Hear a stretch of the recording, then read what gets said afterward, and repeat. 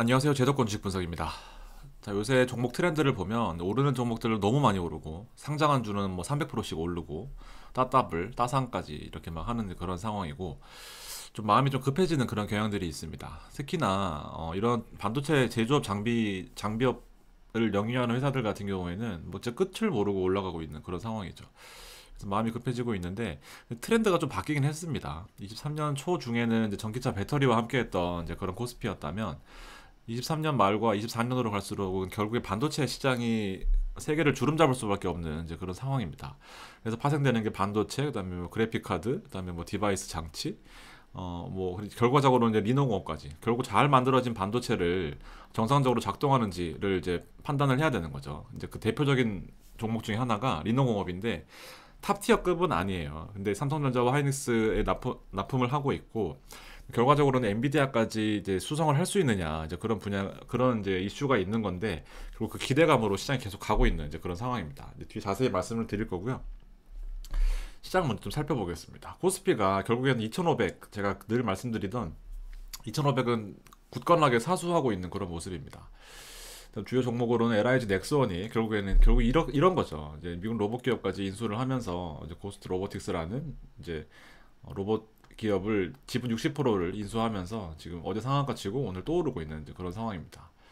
한마디로 말씀을 드리면 2024년의 트렌드는 결국 니치 채널이라는 겁니다. 틈새 시장을 노려라 라는 건데 미국 경기는 회복되고 있는 추세이긴 하지만 결과적으로 아직까지 완연한 성장세라고 보긴 힘들고 이제 금리가 낮아진다라고 한다면 5.5인 지금의 현재 금리를 한 번에 뭐 2, 3%까지 낮출 수는 없거든요. 그래서 보통은 단계적으로 베이비 스텝이라고 해서 0.25씩 이렇게 낮추는 단계이고 시간은 좀 필요할 겁니다. 한 2년 정도는 예상하고 있는데 단계적으로 낮아지는 그 환경이 되게 중요한 부분이죠. 왜냐하면 금리가 낮아졌다고 해서 즉시 막 몸에 체감이 되고 기업이 활성화되고 막 이런 부분은 아니기 때문에 모든 정답이 여기에 있는 것은 아니다라는 그런 부분입니다.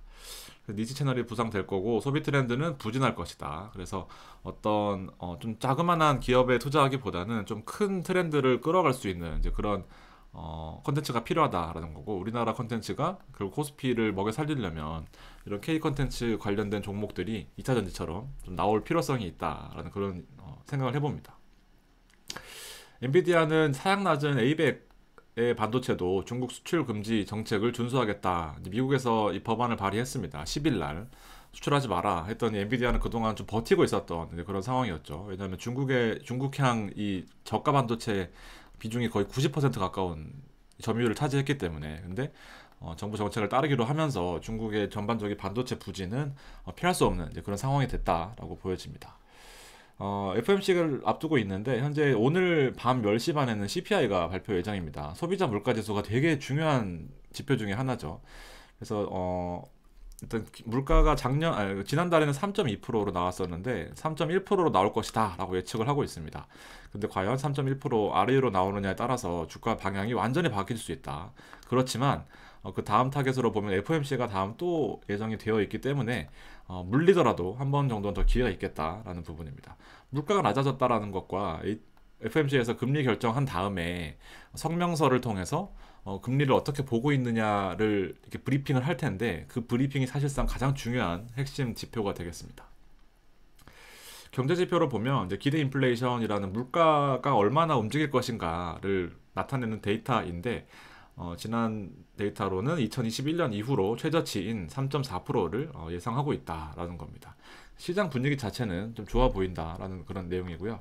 그리고 주요 테마는 지금 온 디바이스라고 해서 뒤에 설명을 드릴 그런 테마가 있습니다. 아이고 잘 안 보이네.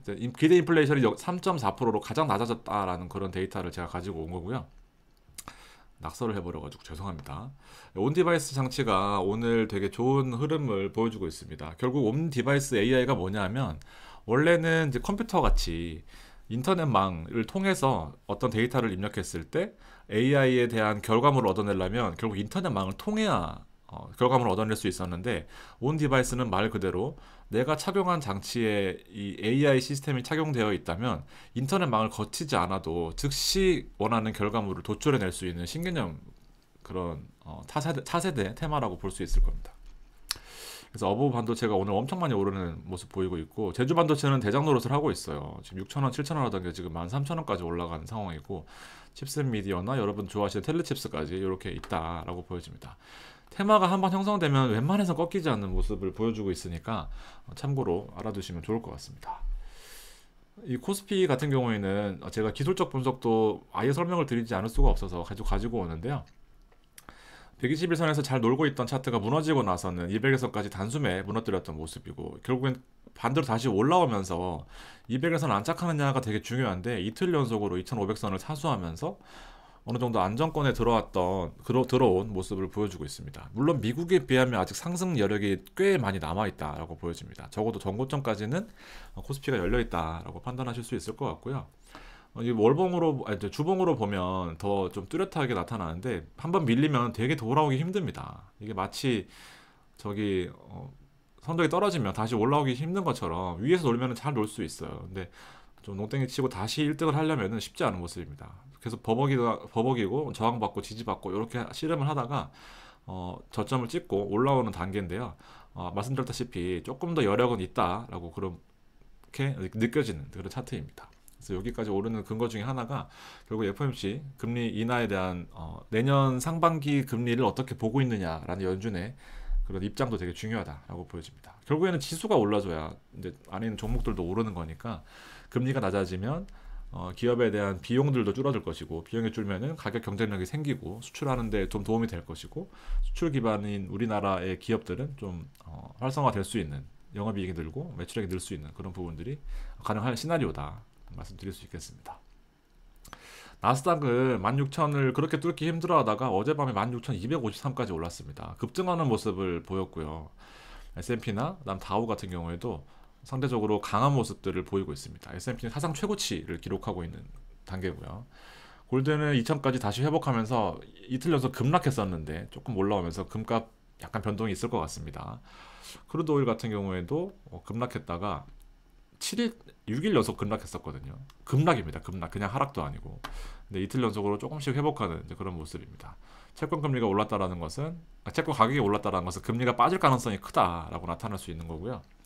달러는 좀 밀리는 모습입니다. 원달러가 빠졌다라는 것도 결국에는 기업들에 좀 도움이 될 수 있다라는 부분이고, 항생이 좀 올라와야 되는데 항생은 하락폭은 엄청나게 큰데 상승폭은 찔끔찔끔 올라오는 이제 그런 수준입니다. 일본은 니케이가 한 2, 3% 한번 올랐다가 그 다음부터는 계속 미끄러지는 이런 상황이고요. 외국인이 사고 있는 종목은 삼성전자입니다. 삼성전자. 그리고 제가 추천해드리는 종목도 삼성전자와 하이닉스는 반드시 포트에 있어야 된다라는 내용인데, 둘 중에 뭘 살 거냐라고 하면은 제가 지난 방송에 말씀드렸던 것처럼 하이닉스가 한번 급락했던 3% 빠졌을 때가 있었잖아요. 그때가 기회였던 것 같습니다. 계속해서 오르는 모습 보여주고 있고, 결국에는 23년에 삼성전자와 하이닉스가 적자 실적을 기록하면서 3분기에 특히나 4분기, 그 다음에 24년이 더욱 기대되는 턴어라운드 할 수 있는 그런 테마를 가지고 있기 때문에 삼성전자와 하이닉스는 꼭 반드시 포트에 있었으면 좋겠습니다. 기관이 타이거 200을 계속 담고 있어요. 결국에는 지수 상승에 대한 ETF를 여러 종목 신경 쓰지 않고 담겠다라는 그런 내용인 것 같습니다. 셀트리온도 눈에 띄네요. 자, 오늘 말씀드릴 인원공업은 차트가 정말 예쁜 종목 중에 하나입니다. 그래서 제가 방송을 사실 3일 전부터 준비했었는데 하고 싶은 종목들이 너무 많아서 좀 망설이다가 많이 올랐습니다. 이거는 주봉이고요. 주봉이 좀 전체적인 트렌드를 보기에는 좀 도움이 된다라고 생각합니다. 월봉은 사실상 이런 테마주들 같은 경우에는 월로서 이슈가 너무 많기 때문에 조금 이제 트렌드를 따라가기보다는 이제 수급을 따라가는 경향들이 있다라고 하면, 주봉은 결국 이제 트렌드를 좀 볼 수 있다라고 보여지는데, 진짜 차트가 다 비슷해요. 오르는 종목들은 좀 모양새가 비슷합니다. 200에선 잘 지켜주고 있고요. 이게 매수 타이밍이었죠. 이것도 매수 타이밍이었고요. 이것도 매수 타이밍이었습니다. 그래서 올라오는 그런 모습 보여주고 있고, 일봉은 조금 더 면밀하고 조금 더 이제 트레이딩 횟수가 잦으신 분들한테는 좀 효과적일 수 있지만, 한 번씩 보다가는 좀 오인할 수도 있습니다. 내가 봤던 가격이 제일 높았던 가격일 수도 있고요. 좀 더 큰 트렌드를 보기에는 일봉은 좀 부족합니다. 그래도 뭐 트렌드를 잘 지켜주고 있는 모습 보였고요. 급락했을 때는 팔았어야 되는데 안 빠지고 버텨주고 있네 하다가 이제 120일선과 200일선을 뚫고 올라왔다라는 게 진짜 중요해요, 여러분들. 이게 골든 크로스 이런 부분 뭐 전문 용어로 골든 크로스, 데드 크로스 있는데 이런 게 데드 크로스죠. 주요 이평선을 무너뜨리는 게. 물론 이평선을 세 개를 그어서 단기 제일 짧은 이평선, 5일선 예를 들면 5일선이 그다음 20일 이평선을 이렇게 뚫고 올라오면 이게 이제 골든 크로스긴 합니다. 근데 이제 옛날 같이 뭐 이렇게 틀에 박힌 이런 전형적인 기술적 분석도 있지만 이 121선과 201선을 이렇게 뚫고 올라오는 것도 되게 중요한 기술적 분석 중에 하나거든요. 심지어 거래량까지 동반이 됐다라고 하면은 신뢰도가 2배, 3배 되는 거죠. 흐름 자체는 나쁘지 않고 이제 올라온 거에 대해서는 어떻게 해결할 것인가를 보면 그 다음부터는 조금 더 기술적인 분석이 필요한데 볼린저 밴드 이 밴드 안에서 결국에는 평균가를 중심으로 아래 위로 얼마나 여력이 있느냐라는 건데 이렇게 일반적으로 여기 이렇게 보이면은 뚫고 올라갔던 거는 이제 좀 이상 급등이라고 보시면 될 것 같죠. 그래서 여기까지 만약에 내가 먹고 있다라고 하면 팔아야 되는 거고요. 밀렸다 그러면 이제 좀 사야 되는 건데 이 트렌드를 잘 지켜주고 있다라고 하면은 좀 안정권에 있다라고 보여집니다. 이제 그 다음 봐야 될 게 쭉 움직이다가 일목균형표를 만날 경우에 다시 한번 살펴봐야 되겠죠. 내용을 좀 보면 결국 반도체 장비 테스트하는 이제 회사입니다. 그래서 IC라는 이 본인들의 브랜드 있고요. 테스트 분석을 위한 핵심 테스트 부품 제조의 선두주자입니다. 린동호 반도체 장비 부품의 선두주자. 이 얘네들이 하고 있는 게 결국 IC 테스트 소켓이거든요. 제일 중요한 이제 그 사업 분야 중에 하나인데 결국 요거예요. 반도체가 이렇게 있으면 반도체 틀을 위에 반도체를 꽂아가지고 이 미세하면 미세할수록 점점 기술력이 좋다라는 그런 부분인데 이 미세한 반도체까지 검수하는 왜냐하면 조금 더 정교해져야 되고 조금 더 작아져야 되고 조금 더 빨라야 되다 보니까 작은데도 작아야 되는 거죠. 근데 작은 거를 검사하기가 너무 힘든 거예요. 그러니까 이 반도체를 테스트할 수 있는 장비를 만드는 게 바로 이 회사의 주력 사업 영역입니다. 이렇게 소켓을 7일 만에 할 수 있다. 핀수는 이렇게 돼 있고 엄청나게 빠르다라는 부분을 이제 말씀드릴 수 있겠습니다. 여기에다가 다변화되어 있는 고객사라고 해서 일단 삼성전자가 가장 위에 있고 하이닉스도 있고요. 여러분들 아시는 종목들 다 있습니다. 그래서 고객사들은 많은데 결국 엔비디아가 탑티어이잖아요. 지금 현재로서는. 근데 엔비디아에는 그 수주하는 물량이 낮기 때문에 여기서 글로벌 업체를 하나 수주하고 나면 조금 더 새로운 업체들 다양한 업체들, 큰 업체들이 들어올 수 있겠다라는 그런 기대감이 작용하고 있는 겁니다. 여기에다가 사업 분야에서 인공지능과 클라우드, 이제 빅데이터 클라우드, 결국에는 클라우드 장치까지도 이 리노공업이 검수를 할 수 있겠다라는 부분이고 네트워크 서버 장치 테스트 솔루션 여러 가지 내용들이 되게 좋은 사업 분야들이 많습니다. 근데 옛날에는 이렇게 사업 분야만 있으면 사업 계획서에서 몇 줄 녹여놓고 그다음에 공시 날리면서 우리 이런 거 할 것이다 하면 주가가 막 폭등하던 그런 때가 있었거든요. 근데 지금은 이런 기사 하나로 찌라시 하나로 오르기는 쉽지 않고 실제로 왜냐면 이렇게 다 데이터들이 다 있어야 되잖아요. 그래서 이런 옛날같이 이런 기사로 하기는 힘들고 이런 트렌드 그다음에 실적 그다음에 어떤 그 얘네들 78년도에 그 회사가 설립됐거든요. 78년도에 전통이 좀 있어야 된다라는 부분입니다. 반도체 업황이 부진했던 22년, 23년을 제외하고는 계속해서 우상향했던 그런 회사입니다. 그리고 여러분들 잘 아시겠지만 진짜 반도체들은 24년부터 시작이거든요. 26년까지가 피크를 찍을 가능성이 큽니다. 그래서 지금 다른 반도체들은 많이 올라 있는데 리노공업은 이제 시작이다라고 보여지고 그다음에 상승 여력에 있어서는 다른 동종 업계랑 산업군 전체를 비교했을 때 아직은 상승 여력이 더 있다. 삼성증권에서는 39배까지도 노릴 수 있겠다라는 겁니다. 그러니까 주가가 결국 올라가거나 영업이익이 늘어나거나 할 수 있겠다라는 그런 부분입니다. 온디바이스 이제 새로운 평가가 내려지고 있다. 진짜 혁명적인 거예요. 혁명적인 거예요. 온디바이스. 먼저 말씀을 드리면 이거거든요. 온디바이스가 뭐냐면 이건 혁명입니다. 영화 속의 장면이 현실로 오는 거. 내귀의 통역사. 삼성 이어폰 버즈인데 AI 통역이 가능한 이어폰이다. 이어폰만 끼고 있으면 인터넷 연결이 안 돼 있어도 대화 통화뿐만 아니라 대면 대화까지도 결국엔 즉시 통역이 되면서 이게 바로 신세계고 AI의 혁명인 거죠. 내년 하반기에 나온다고 합니다. 24년 말에. 그래서 인터넷 연결 없이 자체적으로 처리할 수 있는 단편적인 이런 온 디바이스 장치를 설명을 드린 거죠. 결국 혁명입니다. 혁명. 그래서 스마트폰에는 작으면 작을수록 더 좋은 성능의 CPU가 필요할 거고, CPU 다음에 그래픽 카드 챗GPT AI를 사용하는 GPU, CPU보다 더 뛰어난 거, 그다음에 NPU까지. NPU가 제일 뛰어난 성능의 CPU거든요. 검사가 필요한 그런 니즈가 있습니다. 영업이익률이 40%예요. 매출액이 3천억인데 1,300억 영업이익. 동종업계 대비 낮은 퍼가 낮고, 이제 핵심은 HBM 반도체 소켓 테스트인데요. 지금 HBM 반도체가 어쨌든 최고의 이슈이긴 한데, HBM 반도체를 제대로 검출할 수 있는 회사가 없습니다. 그래서 HBM 반도체를 검출할 수 있는 그런 사회적인 니즈에도 좀 맞아 떨어지는 거죠.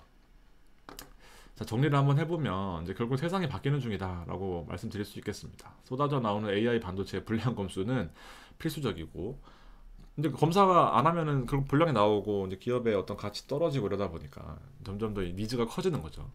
3분기 실적이 적자였습니다. 그렇기 때문에 지금 4분기부터 회복세가 보이다 보니까 주가가 폭등하는 이제 그런 모습이 있고, 4분기부터 아까 말씀드렸던 얘네들의 이제 브랜드 IC 테스트 소켓의 폭발적인 성장세가 가능할 것이다. 반도체 성장을 하고 있는데 동반 성장이 기대되는 시장 지배력이 있고, 원래는 이 리노공업이 5G 통신 테스트 수준이었습니다. 근데 이제 24년부터 사업 계획을 AR과 VR, NPU, 온디바이스, 온센서 사업 분야를 전반적으로 개편했습니다. 그래서 지금 현재 사실은 이제 엔비디아에 납품하는 GPU를 검수하는 회사가 UI그린이라는 탑티어 회사가 있습니다. 근데 리노공업은 여기에 대한 경쟁력이 있어요. 더 높은 수명하고 미세핀, 더 작아지는 기술을 보유하고 있다는 장점이 있습니다. 그래서 수준만 따내면 정말 대박 날 수도 있을 것 같습니다.